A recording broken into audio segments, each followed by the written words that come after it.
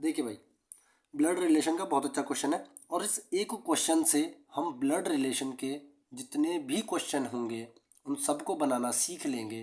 कैसे, चलिए देखते हैं।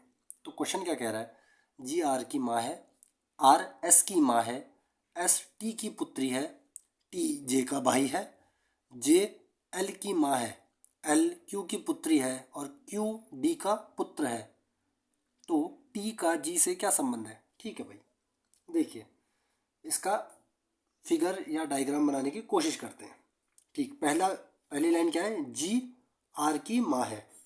इट मीन्स जी जो भी रिलेशन में ऊपर रहेगा, जैसे माँ बेटे में माँ ऊपर है तो उसको ऊपर लिखेंगे, और बाप बेटे में अब पिता पुत्री में पिता ऊपर है तो उसको ऊपर लिखेंगे। ठीक, और पुत्र या पुत्री को नीचे लिखेंगे। ठीक, और जो बराबरी का रिश्ता जैसे पति पत्नी भाई बहन उनको इक्वल में लिखेंगे।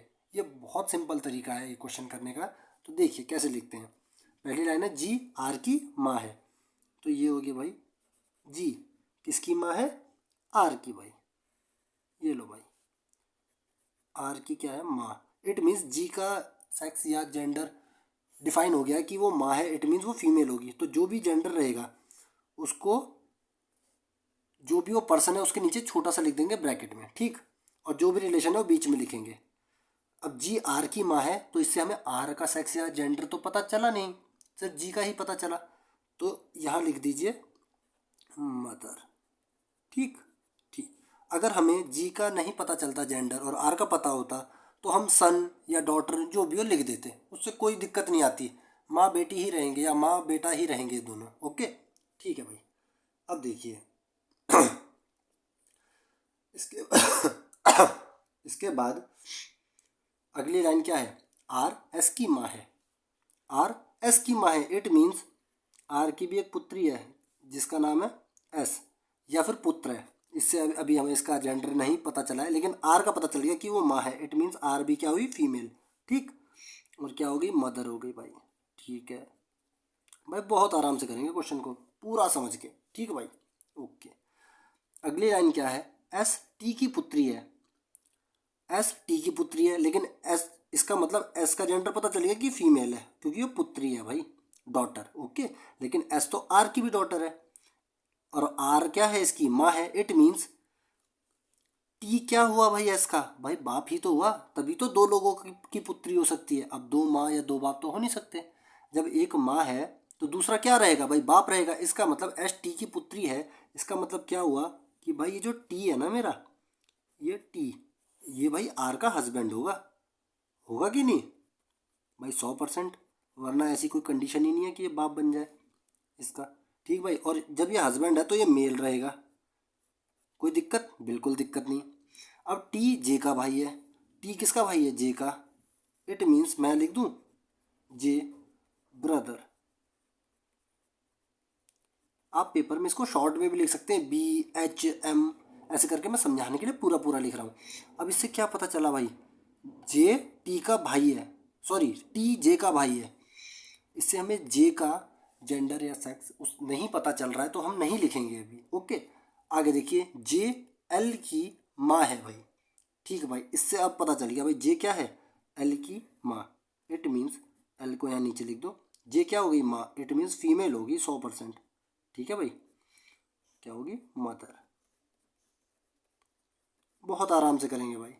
ठीक, अगली लाइन देखिए, एल क्यू की पुत्री है। एल किसकी पुत्री है, क्यू की। अब भाई एल पुत्री तो है, इससे मतलब क्या पता चला कि एल भाई होगी फीमेल। ठीक है भाई, पहली बात तो ये पता चली। और ये तो हमें पता ही है कि भाई जे की तो पुत्री वो है ही, है ना भाई, जे उसकी माँ है। इट मीन्स जे की पुत्री हो गई एल। अब एल किसकी, क्यू की भी पुत्री है। अब भाई सेम कंडीशन होगी जो अभी थोड़ी देर पहले हुई थी। क्या, अब इसके दो माँ या दो बाप तो हो नहीं सकते। इसका मतलब क्यू जे का हस्बैंड होगा कि नहीं भाई, भाई बिल्कुल होगा। और क्यू जब हस्बैंड है तो मेल रहेगा कि नहीं भाई, बिल्कुल रहेगा। ठीक भाई, बन रहा है अच्छा चार्ट, बिल्कुल एक नंबर का चार्ट बन रहा है। अगली लाइन देखिए, एल क्यू की पुत्री है। एल क्यू की पुत्री है, क्यू डी का पुत्र है। अब क्यू किसका पुत्र है भाई, डी का। ठीक है भाई, तो अब डी का पुत्र है तो इसका मतलब डी को भाई ऊपर बनाना पड़ेगा, तभी तो डी का पुत्र बनेगा।